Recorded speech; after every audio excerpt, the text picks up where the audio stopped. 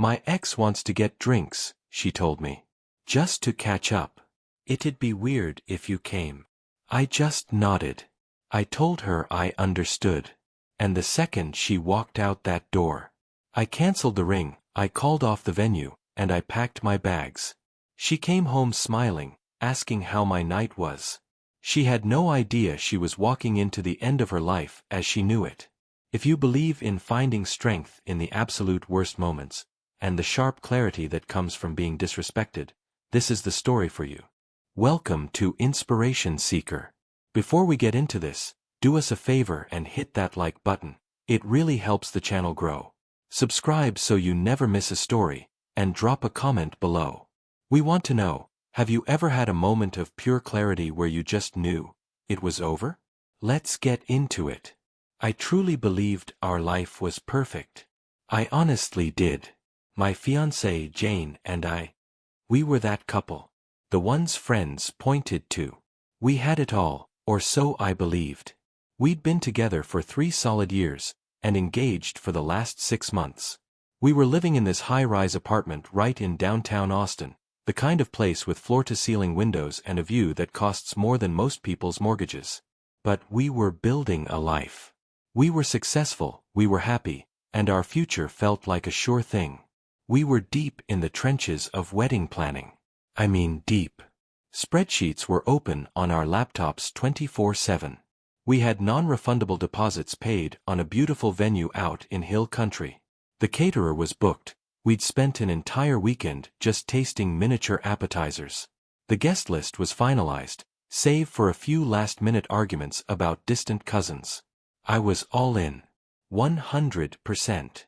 In my mind, our future was written, signed, and sealed. The buzz of planning, the shared excitement, it felt like the final, wonderful step toward the rest of our lives. But if I'm being completely honest, there was always one small, hairline crack in that perfect illusion. A name. A name that just seemed to pop up a little too often, always attached to one of her funny stories about college. Edward. Her ex. According to Jane, he was ancient history. Just an old flame she hadn't seen in years. She'd laugh when she said his name, a little too brightly, and I chose to believe her. You're supposed to trust the person you're going to marry, right? I dismissed that little ugly knot in my stomach as my own insecurity. I ignored the way she'd sometimes bring him up when comparing things. Oh, Edward used to love this band, or, Edward always said I looked best in blue. I told myself it was nothing. It was just history. I'm now realizing history has a nasty habit of refusing to stay buried, and I was about to pay the price for ignoring the warning signs. It happened on a Tuesday. I'll never forget the mundane way it all fell apart. It was just a regular, unremarkable Tuesday afternoon. I was working from home, locked into a video conference in our shared office, trying to finalize a client proposal. The apartment was quiet except for the sound of my keyboard and the distant hum of Austin traffic. I was in my zone, focused on the deadline. Around 4 p.m., Jane came into the office. I remember hearing the door open, but I didn't look up right away, just giving a little wave. I was still half listening to my colleague on the call. But she didn't leave. I finally finished my thought, hit the mute button, and swiveled in my chair. That's when I saw she was already getting ready to go out. Not running to the store, ready, but out. Makeup on, her favorite silk blouse, the one I loved, and a cloud of expensive perfume. My focus on work evaporated. Hey, I said, you have plans tonight? She was rummaging through her jewelry box on the dresser, avoiding my eyes. Oh yeah, she said, her voice breezy. I forgot to tell you. She found the earrings she wanted and started putting them on, finally looking at my reflection in the mirror. Liam's in town for work. Just flew in today. My stomach tightened. That familiar, ugly knot. Liam. Not Liam. Edward. My mind was so used to trying to change his name, but it was Edward. He texted me this morning, she continued, her voice still casual, wants to grab drinks and catch up. I just stared at her reflection. I didn't say anything. The silence hung in the air, heavy and sharp. "Oh, come on, Paul," she said, finally turning around, and her tone shifted. It was sharper now, defensive. "It's just a casual thing. We're just old friends." Then she delivered the line that changed everything. "You're obviously not invited. I mean, it would just be weird if you came. You get that, right?" She laughed. A short, nervous laugh. She was telling me, not asking me. She was daring me to be the insecure fiancé, to make a scene. I felt the blood drain from my face, but I kept my voice perfectly level. I gave a single, tight nod. "Yeah," I said. "Completely understood." I sat there in the office, just listening. I heard the front door open. I heard her heels on the hardwood floor, the jingle of her keys as she grabbed them from the bowl. And then, the sound of the deadbolt sliding, and the heavy, final click of the apartment door shutting. She was gone. I didn't storm around. I didn't punch a wall. I didn't feel a hot rush of anger or even the cold sting of jealousy. What I felt was something far more profound.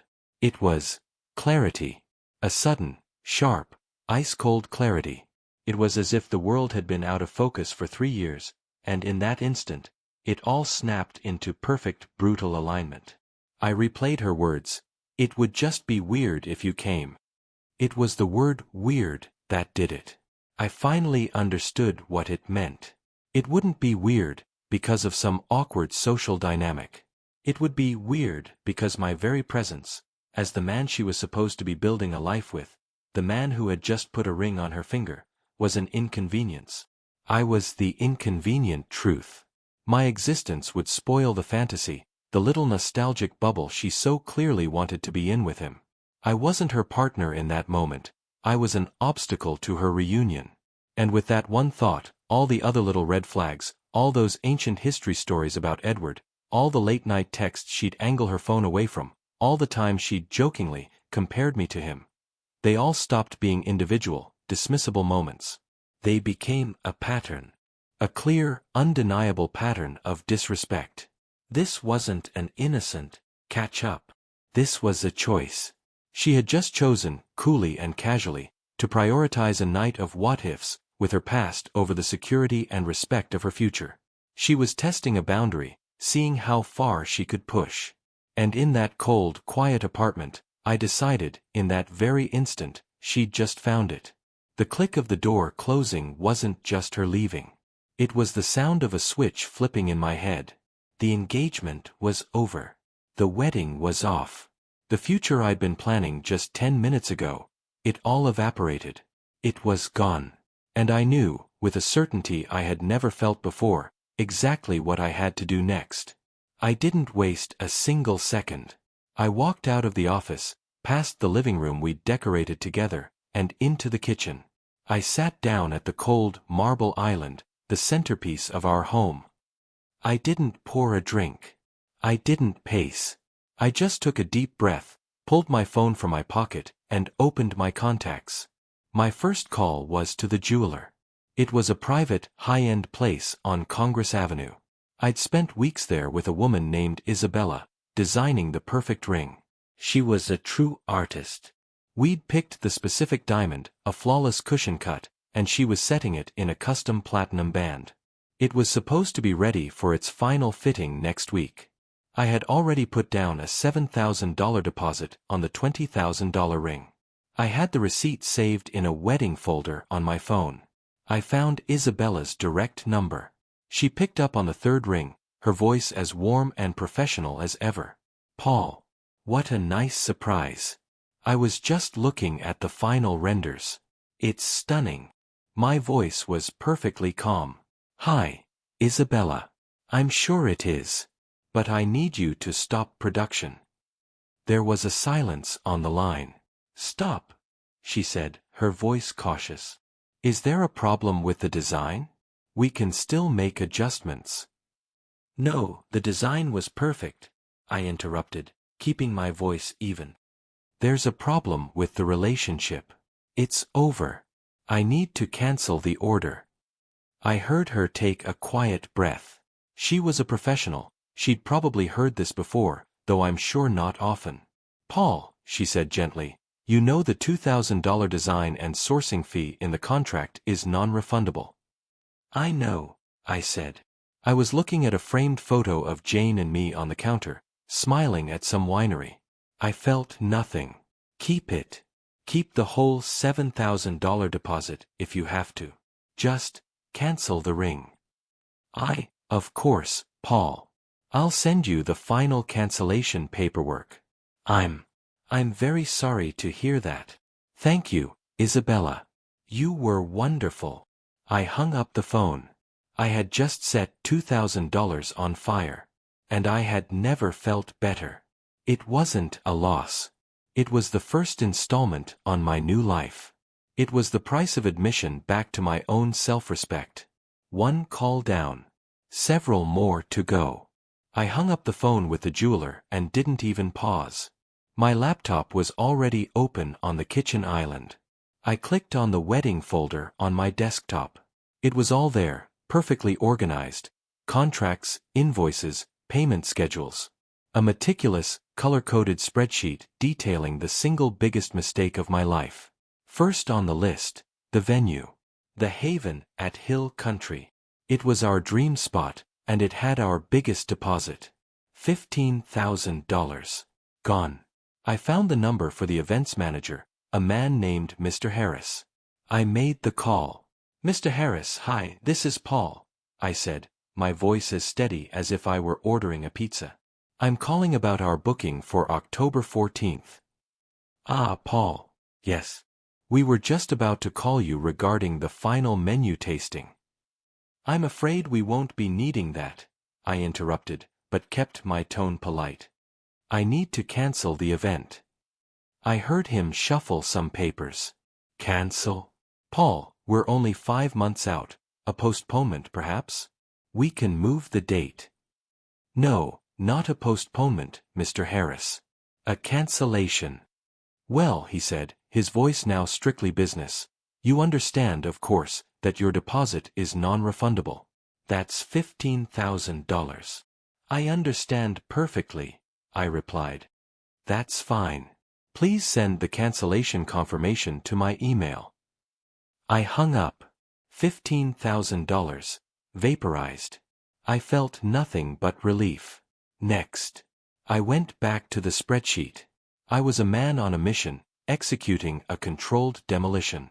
I opened my email client. I composed a new, very simple, very formal message. I sent it to the caterer. Subject: cancellation, event #774B. I sent it to the photographer, a woman whose portfolio we'd supposedly fallen in love with. Subject: cancellation. I sent it to the 8-piece band that Jane insisted we had to have, the one that cost a small fortune.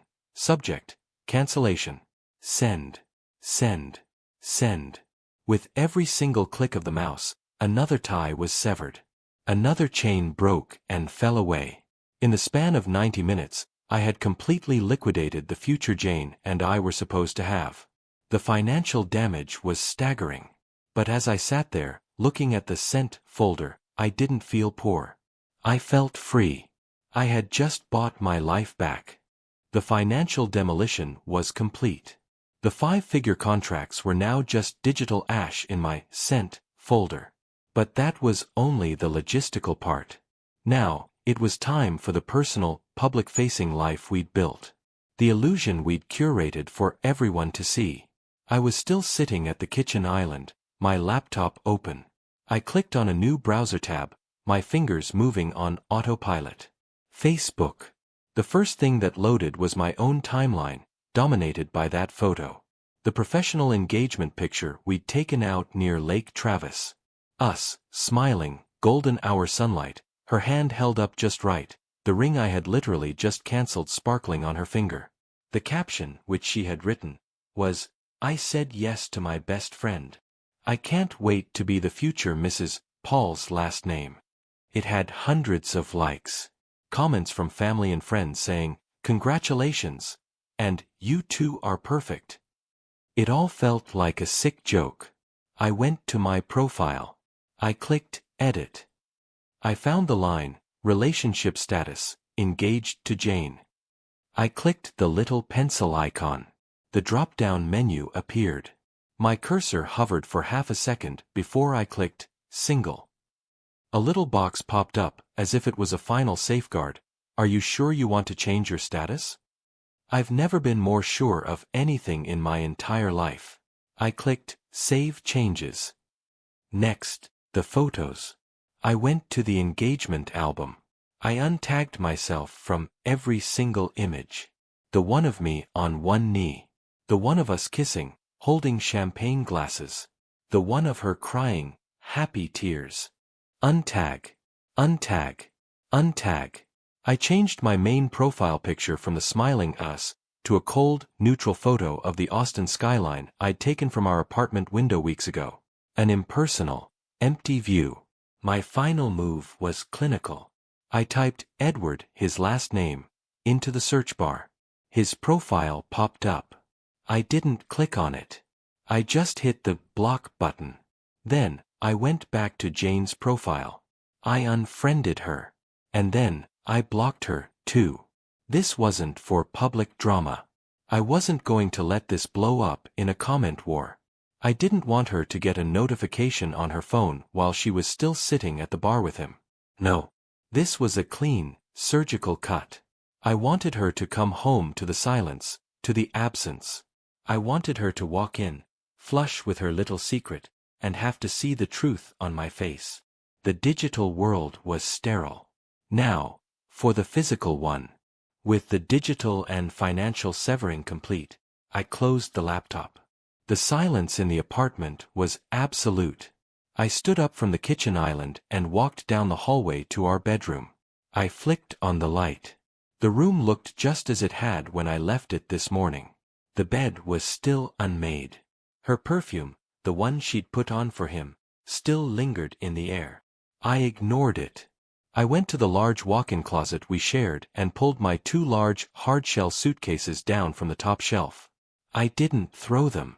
I placed them deliberately on the bed we had shared just last night, and unzipped them. Then, I began to pack. This wasn't a frantic, angry act. It wasn't a desperate, tear-filled rush. It was a procedure. It was methodical, almost surgical. I opened my drawers. I folded my shirts, my pants, my sweaters, placing them in neat piles. I was packing as if for an extended business trip, one from which I would never be returning. I gathered my socks, my underwear. I went into the bathroom, a space we had designed together with his and hers sinks. I took my toothbrush, my razor, my cologne. Her side, cluttered with makeup and serums from her prep, remained untouched. I went back to the closet and packed my shoes. I took my work suits, my casual jackets. Then I stopped. My eyes landed on an expensive leather jacket she had bought me for my last birthday. I looked at it for a long second, then left it on the hook. I went to my nightstand. A framed photo of us from a vacation in Colorado sat there. I picked it up, looked at the smiling, happy stranger I used to be, and placed it face down on the wooden surface. I left everything she ever gave me. The watch, the books, the clothes. I didn't want any of it. I was extracting me from us, and I was taking only what was 100% mine. Within an hour, my life in that apartment was reduced to 2 50-pound suitcases and my leather backpack, which held my laptop and work documents. I zipped the final bag, the zip sound cutting through the quiet.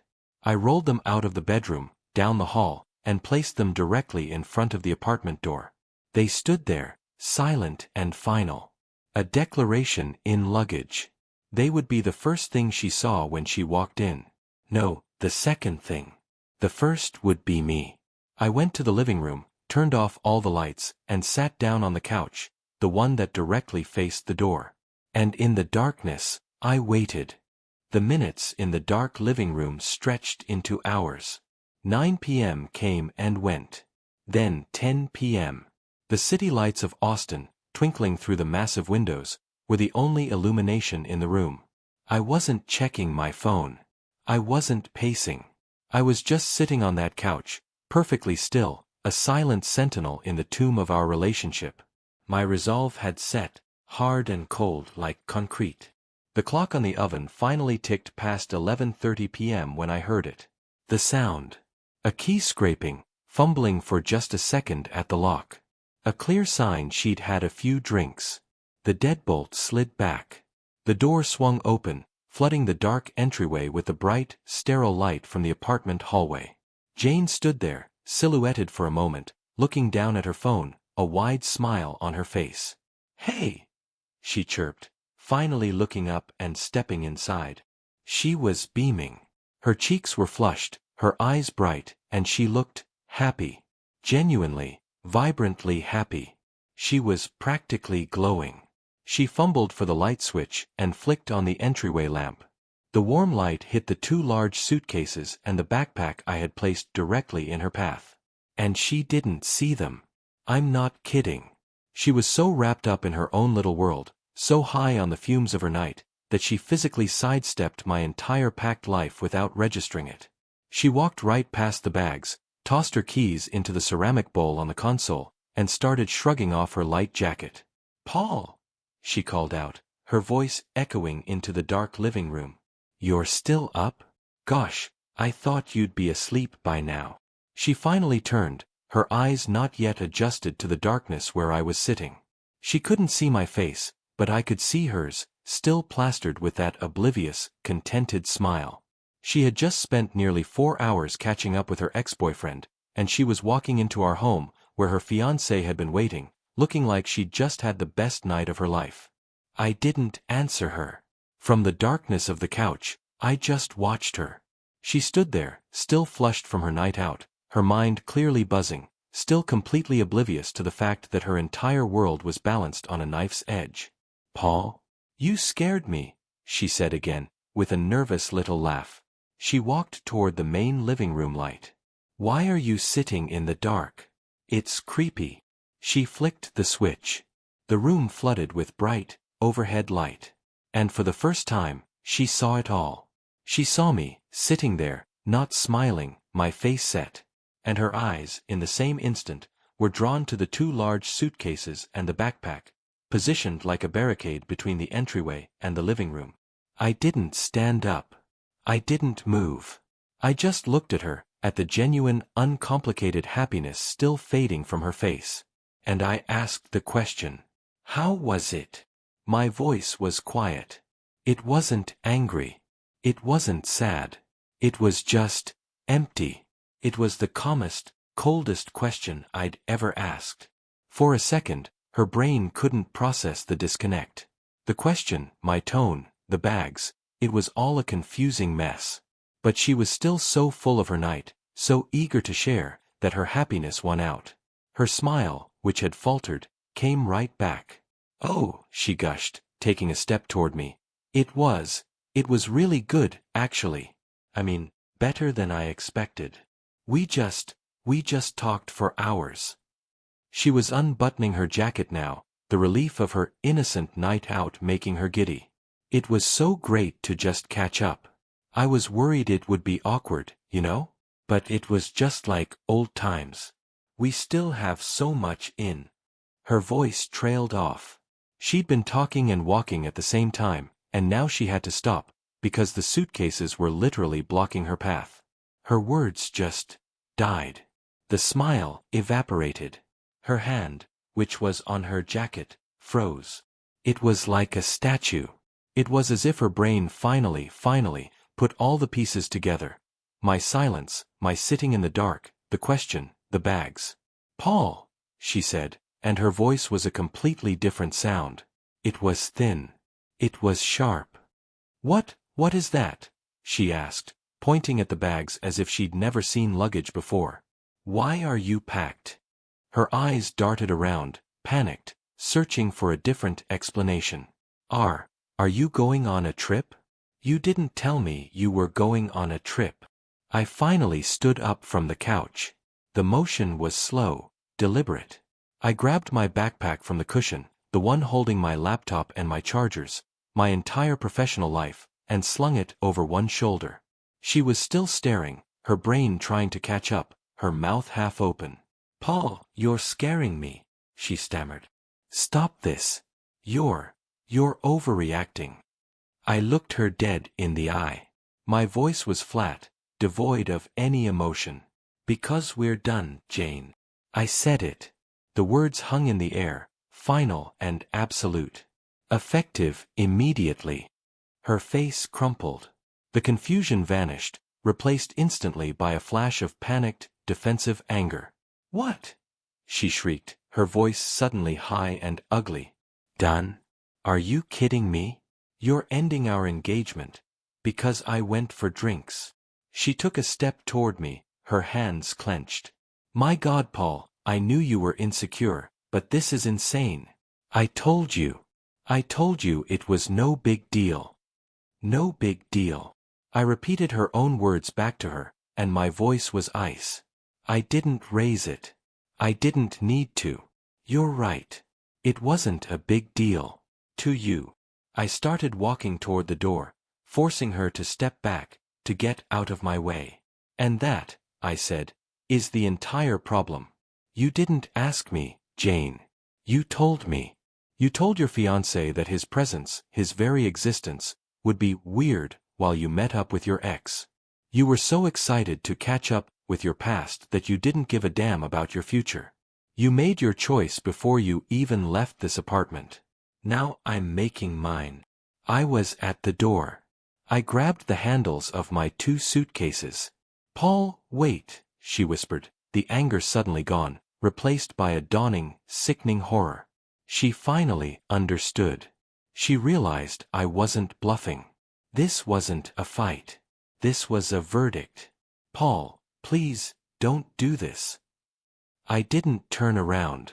I didn't look back to see the tears that I'm sure were now welling in her eyes.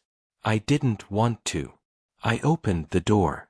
The sound of the suitcase wheels rolling across the hardwood floor, and then across the threshold into the hallway, was the only sound. It was the sound of my freedom. I pulled the door shut behind me, not slamming it, just closing it.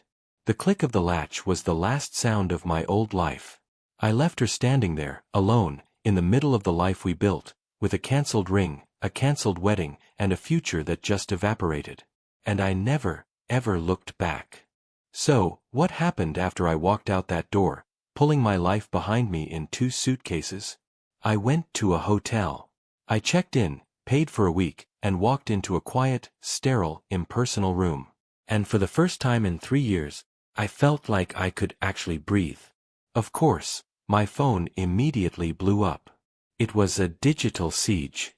First, the angry texts. Dozens of them. How could you? You're insane. You're throwing this all away. Then, about an hour later, the tone changed. The bargaining began. Please come back. We can talk about this.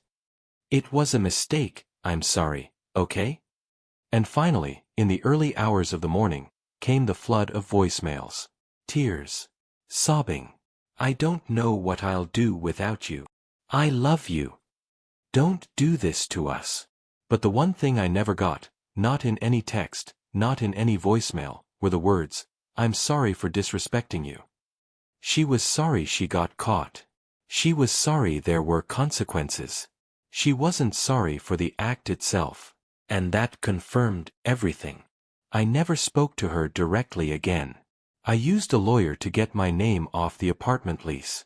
We used a mediation service to divide our things.